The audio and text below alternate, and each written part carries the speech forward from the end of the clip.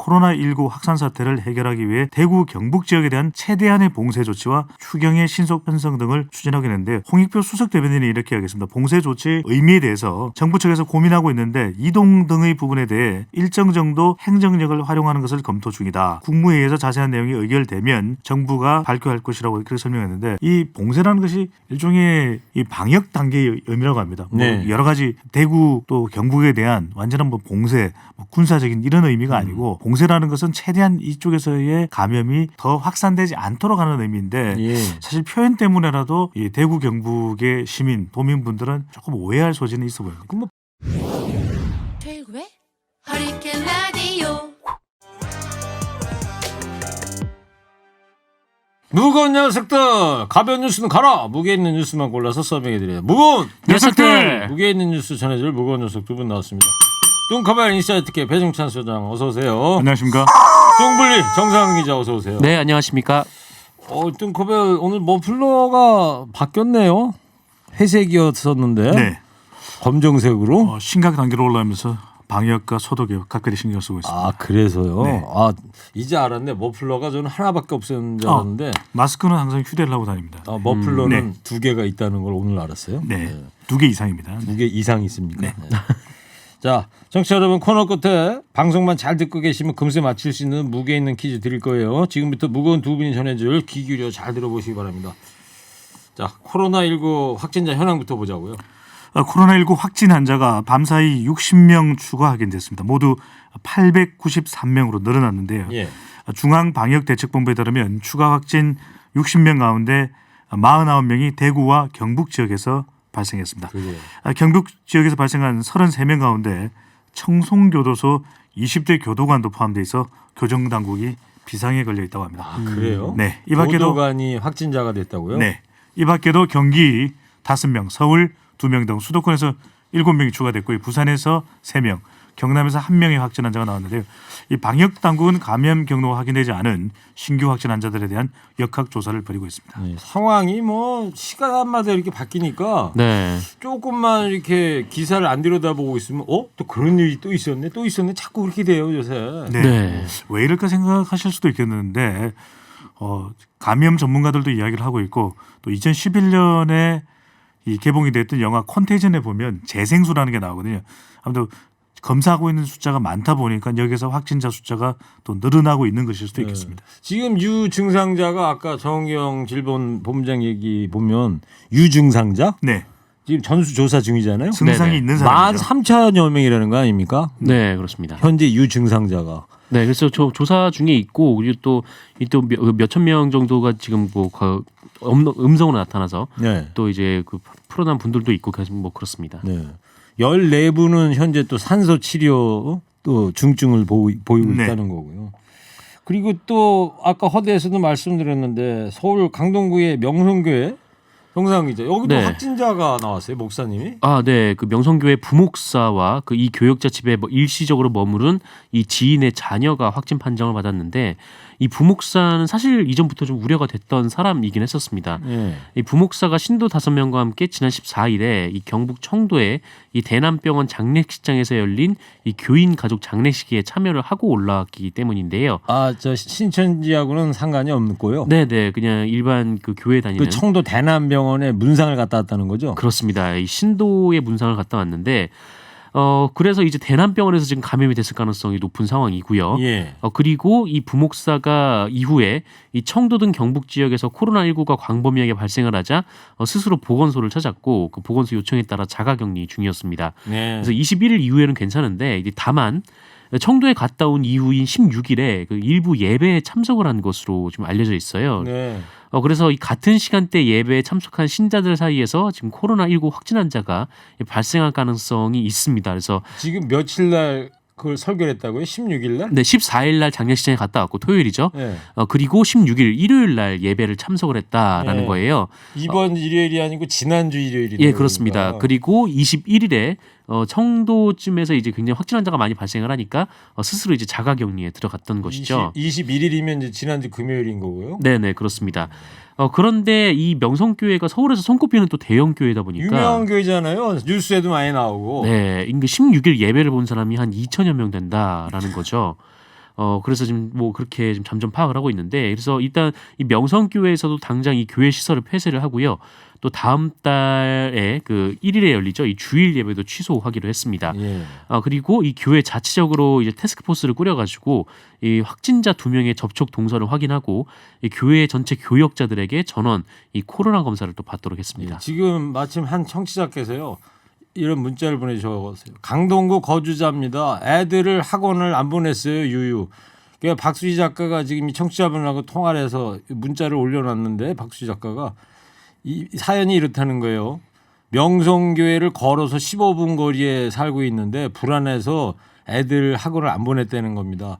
주변에 교회 다닌 사람은 없지만 명성교회가 워낙 큰 교회라서 건너 교회에 다니는 사람 많은데 걱정이 많다 이런 답변을 주셨다고 합니다. 또 예배를 보시면 주변 상점으로 또 식사를 하시러 가는 경우가 굉장히 또 많기 그렇죠. 때문에 네. 네, 좀 우려가 되는 상황입니다. 자, 배 소장님. 그래서 정부가 이제 대구 신천지교회 신도들 전수조사에 들어간 거죠, 지금? 네, 신천지 교회 측과의 협의를 통해서 전국의 신천지 교회 전체 신도 명단과 연락처를 협조받기로 했고요. 명단이 확보되는 즉시 모든 신도들에 대한 신종 코로나19 조사를 실시할 방침으로 알려졌습니다. 네. 정부가 이 신천지 측으로부터 전체 신도 명단, 연락처 이거 받기로 했다고 그랬는데 이거 뭐 믿을 수가 있어요 또? 그 일단 이 신천지의 그 전체 신도 명단을 받게 되는 과정에서 이 정부가 앞서서 좀 강하게 좀 경고를 한 바가 있었거든요. 그래서 이게 위기 경보가 심각 단계로 좀 상향이 된 이상 이 신천지 측의 자발적인 협조가 없으면 뭐 법적인 수단을 강구할 수밖에 없다 이렇게 얘기를 한 이후에 네. 이 신천지 측에서 아마 연락을 해서 정부 쪽에서 이제 압박을 하니까 네 이제 다 이제 제공을 하겠다 이렇게 얘기를 했던 모양입니다. 근데 뭐 말씀하신 것처럼 이제 문제는 진짜 신천지가 이걸 전부 다 공개를 할 수 있느냐 이 부분인데 신천지 고유의 이 전도 방식이 그 일반 교회에 들어가서 이 신도들에게 다시 전도를 하는 좀 그런 방식인데 그게 뭐 추수라는 전문 용어를 쓰는데 네, 가을 네. 거지할 때 추수. 이 과정이 굉장히 다른 교인 빼오기. 비밀리에 이루어진다라는 거예요. 그래서 이렇게 이름이 공개가 되면은 현재 이제 다른 교회에서 활동 중인 사람들의 이름이 나올 수가 있기 때문에 다 공개를 하지 못할 것이다. 뭐 이런 좀 전문가들의 의견이 또 있습니다. 그래서 문제는 이 신천지가 얼마나 정확한 자료를 제공하느냐에 따라서 이 코로나19 사태가 분수령이 될 것으로 보입니다. 근데 사실 더 중요한 거는 예. 명단 공개를 통해서 응하는 것도 응하는 거지만 사실 가족들까지는 명단에 안 올라 있는 경우들이 많거든요. 예. 사실 가족을 통해서 2차 감염도 우려되니까 그렇죠. 지금 반드시 협조해야 하는 건 본인이 신천지 교회와 조금이라도 관계가 있고 예배를 했다면 자발적으로 지금 선별진료소로 가서 진단을 받는 것이 맞는 겁니다. 예. 자, 정상훈 기자. 네. 지금 군부대에도 지금 확진 환자가 늘어나고 있어요. 네. 뭐 군하면 대표적인 단체 생활하는 데인데 그렇습니다. 내무반 생활해야 되고 이거 참 걱정이에요. 지금까지 알려진 이 군대 내 확진자가 모두 13명인데요. 대체로 대구로 휴가를 갔다 온 장병 혹은 뭐 신천지 교인들을 접촉한 장병입니다. 근데 문제는 이 부대 내에서 2차 감염 사례가 발생을 했다라는 건데 네. 그제 확진 판정을 받은 이 포천의 육군부대 병사 3명이 기존 확진자로부터 이제 2차 감염이 된 것으로 알려졌고요. 또 대구의 한 육군 부대에서도 이 군무원 확진자와 접촉을 했던 소령이 이 코로나19에 감염되는 일이 있었습니다. 그래서 뭐 말씀하신 것처럼 좀 밀접 접촉이 이루어지고 단체 생활을 하다 보니까 좀 우려가 되는 상황인데 그래서 군은 일단 지난 10일 이후 대구와 경북 영천, 이 청도를 방문한 장병 등 모두 7,850명을 격리 조치 중에 있고요. 그리고 어제부터 전 부대의 야외 훈련을 중단을 했고요. 네. 또 병무청은 2주간 이 전국의 병역 판정 검사도 중단을 했습니다. 그리고 또 대구 주한미군 기지에서도 주한미군 가족인 그 61살 여성이 코로나19 확진 판정을 받아서 이 주한미군은 위험 단계를 중간에서 높음으로 격상을 했습니다. 네. 자, 청취자분들 중에 강동 구민이시거나 명성교회 신도로 계신 분 계시면요. 문자로 제보해 주실 거 있으면 샵 0951로 여러분의 제보를 좀 기다리도록 하겠습니다. 배 수장님. 네. 자, 오늘 저 당정청 회의했잖아요, 오전에. 네. 그래서 대구 경북 지역을 최대한 봉쇄하겠다 이런 봉쇄라는 또 이 워딩을 써가지고 또 논란이 되고 있는데요. 봉쇄 조치 이야기를 했습니다. 그래서 봉쇄라는 발언 때문에 무슨 대구 또 이 지역에 대해서 아주 그냥 부정적인 이미지가 더 씌워지는 건 아닌가라는 이야기가 나오는데 더불어민주당과 정부, 청와대가 코로나19 확산 사태를 해결하기 위해 대구 경북 지역에 대한 최대한의 봉쇄 조치와 추경의 신속 편성 등을 추진하게 되는데 홍익표 수석 대변인이 이렇게 하겠습니다. 봉쇄 조치 의미에 대해서 정부 측에서 고민하고 있는데 이동 등의 부분에 대해 일정 정도 행정력을 활용하는 것을 검토 중이다. 국무회의에서 자세한 내용이 의결되면 정부가 발표할 것이라고 그렇게 설명했는데 이 봉쇄라는 것이 일종의 이 방역 단계의 의미라고 합니다. 뭐 네. 여러 가지 대구 또 경북에 대한 완전한 뭐 봉쇄, 뭐 군사적인 이런 의미가 아니고 봉쇄라는 것은 최대한 이쪽에서의 감염이 이 이외의 지역으로 퍼져 나가지 않게끔 하는 방역적 것이라고 차원의 봉쇄지. 영어로는 감염 전문가들 사이에 사용하는 용어의 컨테인먼트, 바로 봉쇄. 컨테인먼트. 예, 컨테인먼트. 이 병이 더 확산되지 않도록 하는 의미인데 예. 사실 표현 때문에라도 이 대구 경북의 시민 도민분들은 조금 오해할 소지는 있어 보입니다. 그럼 뭐 방역 봉쇄라든가 이렇게 좀 친절하게 단어 선택을 해야 되지 않을까 그러니까 싶어요. 관련해서도 우리가 그러니까 봉쇄 그러니까 많은 분들이 이런 생각을 떠올리는 꼼짝 거예요. 못하게. 저 중국 우한 네. 초기처럼 그러니까요. 네. 왜 오도 가도 못하게 하고 딱 막고 왜 그저 흙으로 제방 쌓고 도로에다가 네. 차도 못 다니게 하고 그랬던 거. 네, 네. 그런 거에 딱 연상이 되잖아요. 음.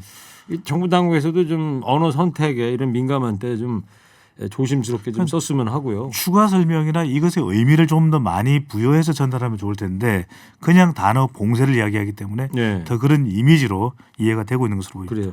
지금 추경 얘기도 했잖아요. 네. 추경 어떻게 돼가고 있어요? 뭐 일단 이 당정청에서는 이 코로나19 확산 사태에 대응하기 위해서 이 추가 경정 예산을 추진하기로 했습니다. 예. 이렇게 되면은 일단 행정부에서 예산안을 만든 뒤에 이 국회에서 논의를 하는 절차가 거쳐지는데 그런데 이 과정이 뭐 짧으면은 그 2월 임시국회가 끝나는 3월 중순쯤에 마무리가 3월 17일이라고 그러더라고요. 네, 마무리가- 이인영 어제 대표 얘기로는. 네네 될 수도 있겠지만 근데 문제는 더 늘어질 가능성도 없지 그렇죠. 않게 네. 있거든요. 그래서 지금 당장 이 당정청에서는 그렇다면 이 2조 원 정도 있는 이 재해대책 예비비를 지원을 하자라고 이 방안을 좀 검토를 하고 있습니다.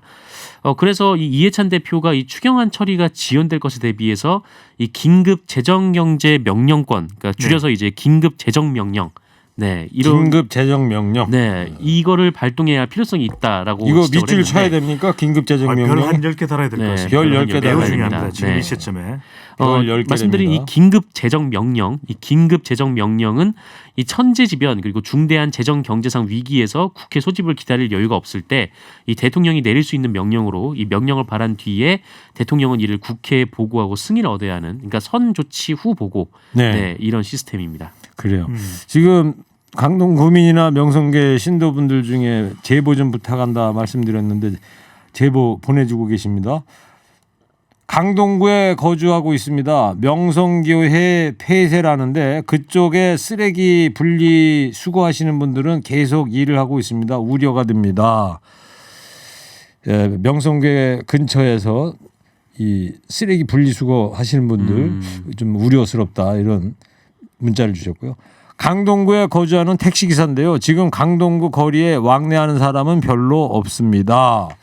아마 이 명성교회 뉴스가 이제 나가서 이쪽에 자제가 좀 되고 있다는 그런 제보 같습니다. 네네.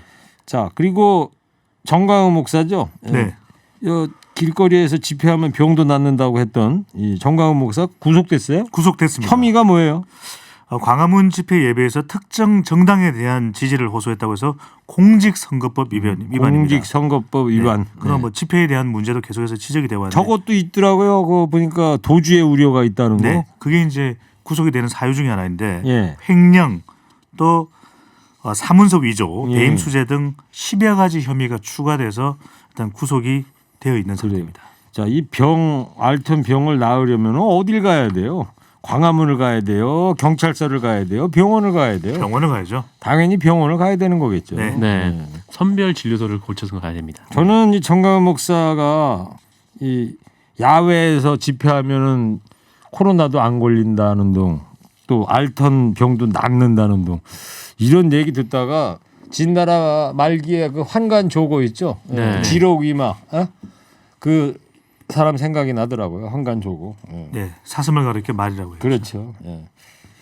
자, 국회도 이제 헌법기관인데 이게 헌정사상 최초 아닙니까? 이게 감염병으로 인해서 헌법기관인 국회가 문을 닫았어요. 네, 뭐 전례 없는 일입니다.